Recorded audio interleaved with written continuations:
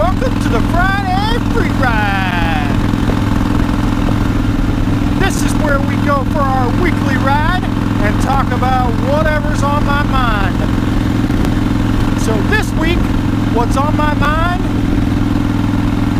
is Indian, Victory, and Polaris. What I'm having a real hard time with, I'm going to share it with you now. Roll that intro.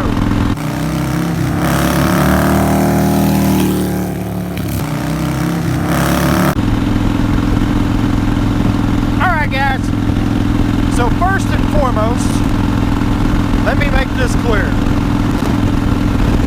I don't care what motorcycle you ride. I just want as many people riding as many motorcycles as possible. With that being said, since all the hubbub recently has been about the new Indian Challenger, and we've got the Indian guys on one side, the Harley guys on the other side, they're both kind of clashing with each other. I'm going to tell you what I think of the whole deal. So, personally, I don't like Polaris. I think that's my whole issue. Don't get me wrong, I'm really happy that Harley has an American competitor. I'm also really happy that everybody that doesn't like Harley Davidson can buy an American motorcycle. I think that's awesome. I think it's awesome that they have a competitor that will help them up their game. All of that stuff is completely cool. Now let me tell you what I have an issue with. First off,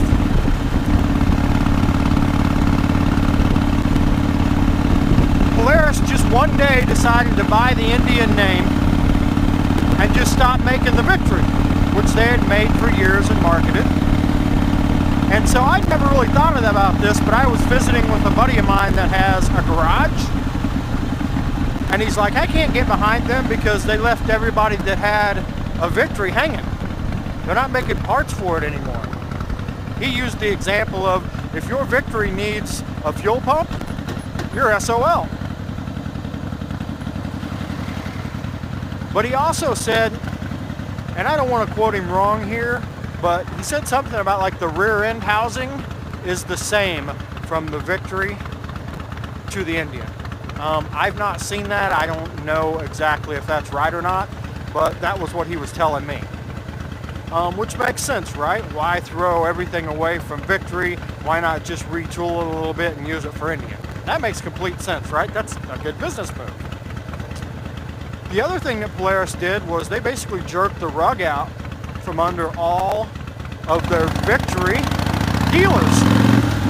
So all these people that had supported them in the past and helped sell their motorcycles, they basically just jerked the rug out from underneath.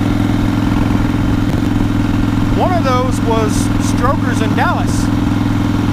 So Strokers was a Victory dealer, and the only reason I know this is because I went there and I did a tour this last fall, which I do have a video coming for that. But anyway, I was asking them, you know, are you guys going to be an Indian dealership? And basically, Polaris or Indian told them that they would need to redo their entire place. Now, if you've ever been to Strokers in Dallas, it's a really cool place. And it's been around for years and years and years. And Rick Fairless is an icon in the motorcycle industry. I don't know why any company in their right mind would say, you know what, we know you've built this for years and your place is known worldwide, but we need you to change it to look like all our other dealerships, or you can't be one of our dealers. I mean, seriously, that's complete crap. You talk about just taking a crap on the people that supported you, that's a pretty low blow. So, they quit making parts. They basically turned their backs on their current dealers. And then, of course, they like to market that Indian's the oldest motorcycle from 1901. I think they even have some covers on their bikes that say 1901. Come on guys, let's be honest. This Indian is not the same Indian from 1901. Just because your first name is George does not make you connected to George Washington.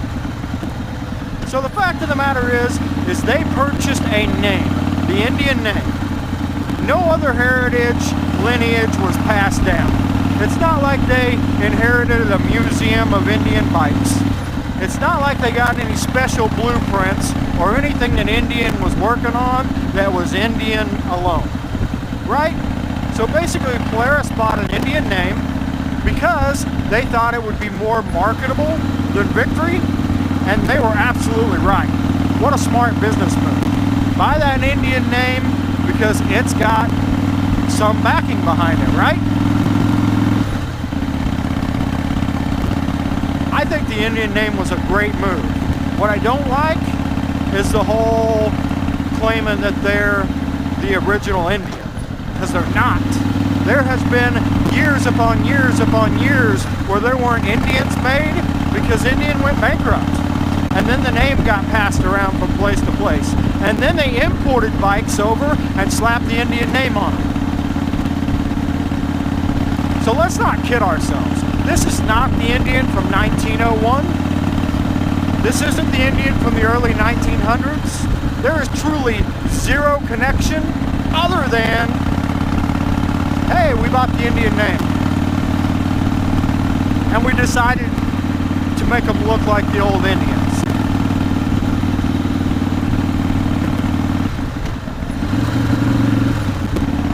So personally, if I had bought Indian and I was using the Indian name, I would have branded it as the comeback of the Indian, the new and improved Indian. I wouldn't have tied anything to, oh, we're the original American-made motorcycle of 1901.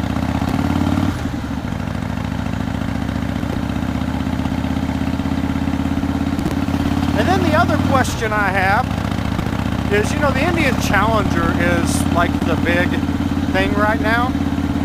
How come all their bikes have names like, you know, the Chieftain and the Scout, but the Challenger doesn't have a name related to Indian? Why is that? Why'd they break from that?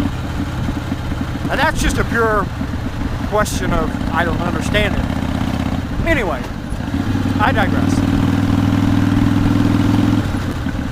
Guys, if you like this video, or you like talking about motorcycle stuff, please hit our subscribe button. Give us a thumbs up.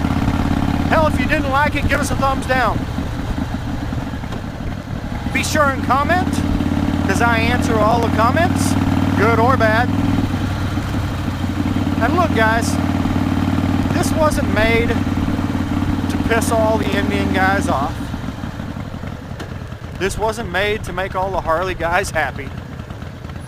It's just purely my opinion and my observation. And I've been thinking about it for a while and said, you know what? I want to do a video on that. So, here's the video. Anyway guys, thanks for watching. We'll see you soon. And remember, it's not about the destination. It's all about the ride. See ya.